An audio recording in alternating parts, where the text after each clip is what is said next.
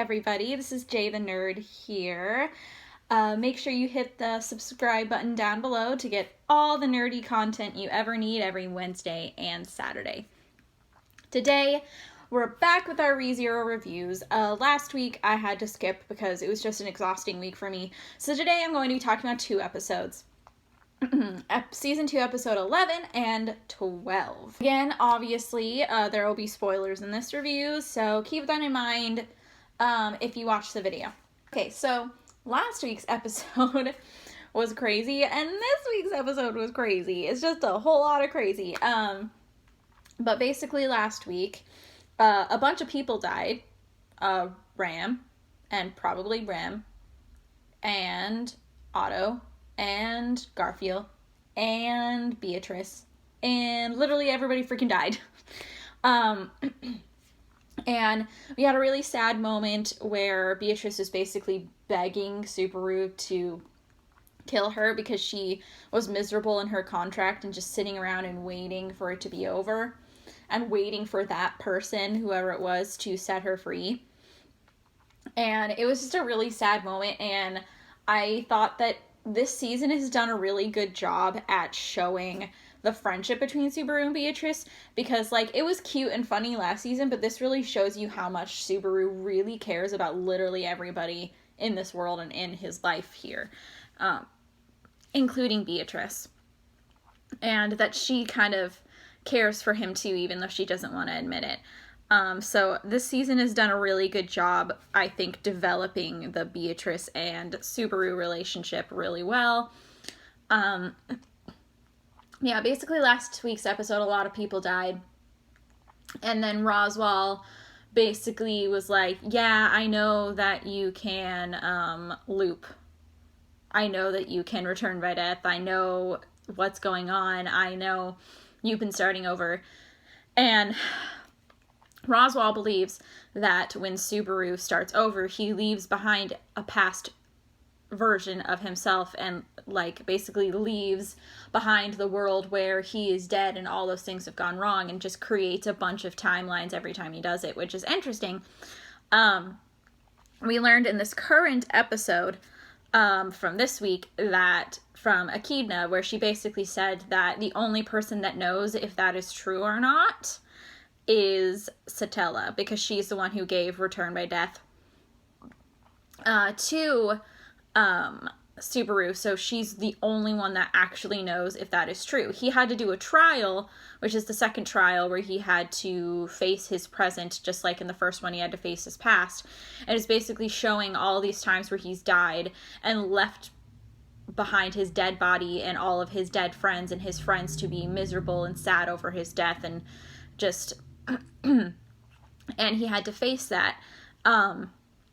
And he also had to face the Witch of Lust by looking like Rem, and luckily Subaru was able to realize that definitely wasn't really her, because Rem is the one person who doesn't let Subaru just rest and relax and take it easy. She's always the one that's pushing him to get back up on his feet. But, yeah, Echidna basically said that no one actually knows if he leaves behind his past selves and leaves behind and makes these other timelines when he returns, but Satella. Satella's the only one that can know that. And I think that would be really interesting if that was the case, if every single time he returned by death, he was leaving behind a dead version of himself and leaving all of his friends to pick up the pieces. It would be a lot like a Life is Strange, where every single time she rewinds, she leaves behind that other version of herself and leaves her friends to deal with it. And it's kind of revealed that the way that she time travels, she doesn't really think of the implications of what she's doing. And I really hope that that's not the case with Subaru. I hope that he just kind of is, it's like a Back to the Future thing where it's just one single timeline and he's just repeating that and doesn't leave things behind. I hope that's true, because I would hate to think all the times that he's died that he's leaving behind Amelia and Rem and all of them to be miserable without him and probably die without his help.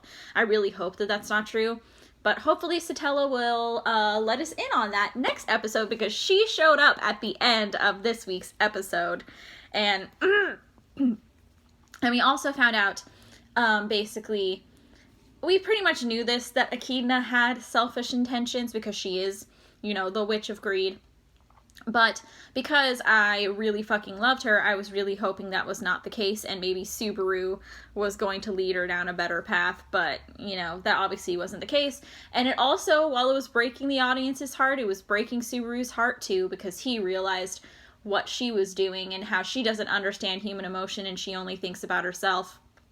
And he also realized that Beatrice's contract is with her, with Echidna, and that Echidna basically doesn't give a shit that Beatrice has been sitting on her ass for 400 years waiting for someone to relieve her, and that Echidna doesn't even know who that person is, and there is no that person. That person is whoever Beatrice decides it to be, but Echidna did not make that clear to Beatrice, so Beatrice has just been sitting there for 400 years waiting, and it's just fucking horrible, and I love it.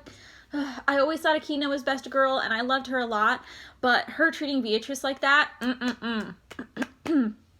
no. I have a complicated relationship with how I feel about Beatrice. I've found her kind of annoying sometimes, but like, no, you don't string someone along like that Subaru cares about. And I'm glad that Subaru denied his contract with Echidna, because I can see with like how he's kind of relied on Echidna this season that he would be tempted to do that, but I'm glad that he actually thought about it and was like, well, what does that actually mean? What are the consequences? And which led her to make that crazy love confession, which led him to realize that she doesn't give a shit about anybody. She only cares about her selfish intentions. She just wants to use him. She doesn't actually care about helping him.